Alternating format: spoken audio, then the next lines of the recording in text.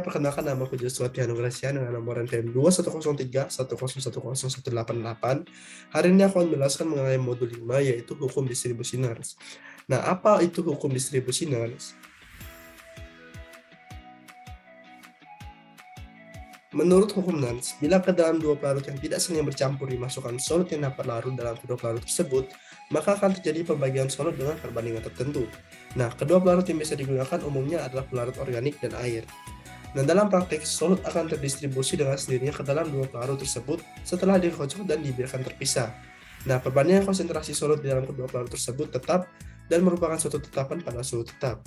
Nah, perbandingan konsentrasi solut ini biasanya disebut sebagai koefisien distribusi. Apa itu koefisien distribusi?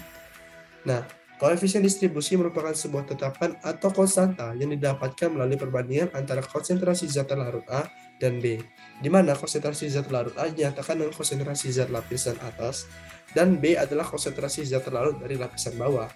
Koefisien distribusi merupakan persamaan yang didapatkan melalui hukum distribusi Nernst.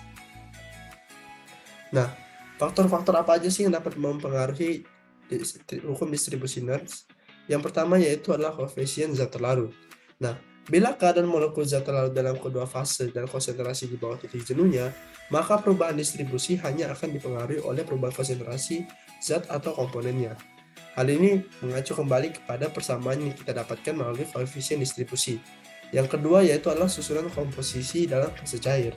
Apabila fase air mengandung zat larut lain yang mempengaruhi kelarutan relatif zat yang diekstraksi, maka koefisien distribusi bergantung pada perubahan susunan zat dalam fase cair tersebut.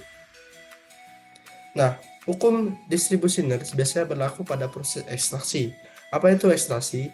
Proses ekstraksi adalah sebuah proses pemisahan suatu zat berdasarkan dari perbedaan kelarutan terhadap dua cairan yang tidak saling larut. Umumnya, yang biasa digunakan adalah air dan yang pelarut lainnya adalah organik.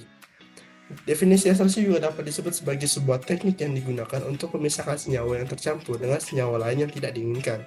Nah, biasanya ekstraksi dilakukan berdasarkan dari perbedaan kelarutan. Pada umumnya, ekstraksi memanfaatkan sifat dari kelarutan suatu senyawa pada pelarut tertentu. Hal itu karena kelarutan pada suatu senyawa tertentu dalam pelarut tertentu bisa dikontrol menurut sifatnya. Maka metode ekstraksi dikembangkan para kimiawan untuk mendapatkan senyawa dengan nilai kemunian yang tinggi. Nah, dalam praktikum kita menggunakan ekstraksi cair-cair. Apa itu ekstraksi cair-cair? Ekstraksi cair-cair merupakan proses pemisahan suatu komponen dari fase cair ke fase cair lainnya. Nah, ekstraksi fase cair ini dapat terjadi apabila ada kontak antara pelarut dengan fase cair yang mengandung zat larut, kemudian zat larut akan berpindah fase dari fase diluent ke fase pelarut. Nah, untuk prosedur dalam pembuatan larutan, yang pertama yaitu kita membuat larutan asam asetat yang diencerkan dengan aqueous sebanyak 100 ml dengan konsentrasi sebagai berikut. Yang pertama yaitu 0,5 normalitas, yang kedua yaitu 1 normalitas, dan yang terakhir adalah 2 normalitas. Selanjutnya kita mengambil 25 ml asam asetat tersebut menggunakan pipet lalu memasukkannya ke dalam corong pemisah.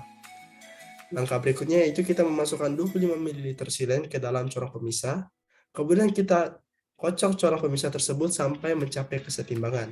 Nah, biasanya pencapaian kesetimbangan ini ditandai oleh terbentuknya dua lapisan yang berbeda, yaitu lapisan atas dan lapisan bawah. Nah, kita mengeluarkan lapisan bawah dengan menampung cairan lapisan bawah ke dalam beker gelas. Kemudian untuk lapisan yang atas, kita akan mengambil sebanyak 10 ml menggunakan pipet tetes. Kemudian, larutan yang kita ambil tadi kita masukkan ke dalam 3 elemen air yang berbeda.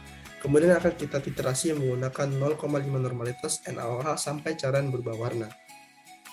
Kira-kira seperti itu penjelasan saya mengenai modul 5 yaitu hukum distribusi Nernst. Mohon maaf jika ada kesalahan kata pada saat penjelasan. Saya Joshua Tianu Gracia dengan nomor NPM 21031010188 mengucapkan terima kasih atas waktu yang diberikan dan sampai jumpa.